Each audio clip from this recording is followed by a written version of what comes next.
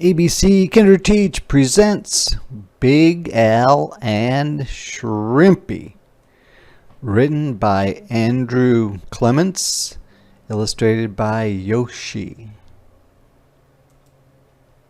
In the wide blue sea, there was a very clever fish named Shrimpy. You could not find a smarter fish. But Shrimpy was also very, very small. Shrimpy wanted to be like Big Al, but no one wanted to be friends with a tiny fish like him, so Shrimpy was lonely, and he cried little salty tears into the big, salty sea. One day all the fish said, "Let's play tag." Big Al said, "Me too." And Shrimpy said, "Yeah, me too." When the game started, Big Al was it. Big Al was fast, but he couldn't zigzag. He couldn't tag anyone except for Shrimpy. Then Shrimpy was it. Shrimpy was too slow. He couldn't catch anyone. But Shrimpy was smart. He waited in just the right place, and then he tagged Big Al. All the other fish said, "No fair! Shrimpy and Big Al are just tagging each other." So Big Al and Shrimpy had to leave the game. And that's when Big Al and Shrimpy became best friends. For Shrimpy, it was great to have a big, strong friend. Shrimpy could fly through the water faster than ever before. Shrimpy always had plenty to eat.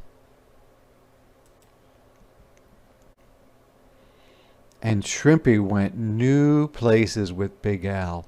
One day, Shrimpy and Big Al went to the edge of the big deep. Shrimpy had never seen the big deep before. The big deep was too scary. But not now. With Big Al next to him, Shrimpy felt just fine. They went right up to the edge and looked over. It was dark in there. The big deep went down and down and down. It went down so far that some fish said there was no bottom at all.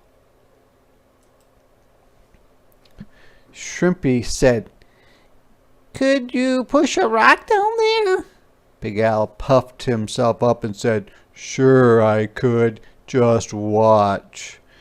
Big Al pushed a round green rock. He flipped his tail and he flapped his fins. The rock moved a little, and then it went over the edge. Big Al and Shrimpy listened. The rock tumbled down and down and down. Then all was quiet again. Shrimpy said, "That was great." Big Al smiled and puffed himself up. He said, "What's this? I'll push another one, even bigger."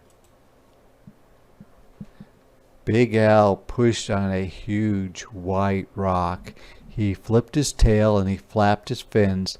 The rock moved a little, and Big Al pushed harder. Then over the edge it went, but Big Al said, "Oh no, help!" His fin was stuck in a crack on the rock. The rock went tumbling down into the big deep, and Big Al went with it. Shrimpy was scared. He ran back to get all the other fish. "Come quick! We have to help Big Al!" All the fish came to the edge of the big deep. One fish said, "We can't go down there. It's too deep and dark." Everyone was ready to give up, but not Shrimpy. He said, We have to help Big L, and I know how. halfway down in the big deep, it was almost dark. Big Al saw a fish, and all at once he didn't feel so big. He wanted to swim home to his friends, but he couldn't. His fin was still stuck, and the white rock was caught on a big shell. If he pulled too hard, the shell might come loose. Big Al was scared. He did not want to go down deeper, and what if that giant fish got hungry? Suddenly, just above him, Big Al saw a light. The giant fish saw it too, and he swam away fast.